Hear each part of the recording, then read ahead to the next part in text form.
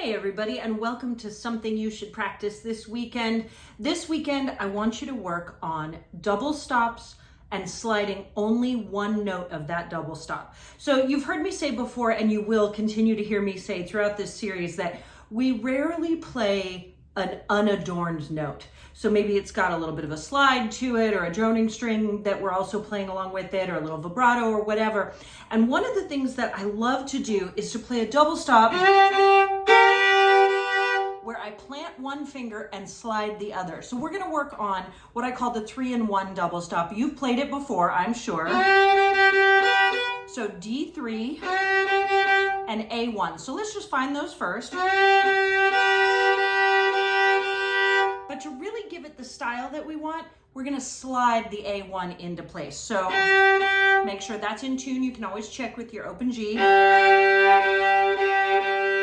Good, get that nice and in tune, and then slide the first finger. So we're gonna play it together. Try it over here with the A and E strings.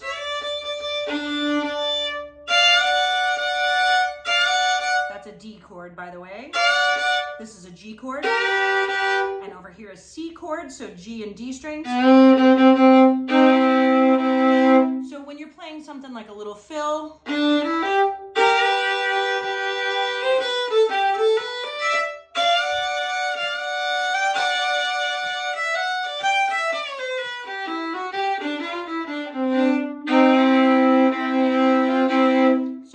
rarely do I just land like that. I would go and slide that first finger into place. So I want you to work on that. Practice your 3-in-1 double stops with a sliding first finger. It's gonna give it a bluesier, kind of greasier feel. And we're always going for more authenticity and more of a fiddly sound, right? So I hope you have a great weekend and happy fiddling, everybody.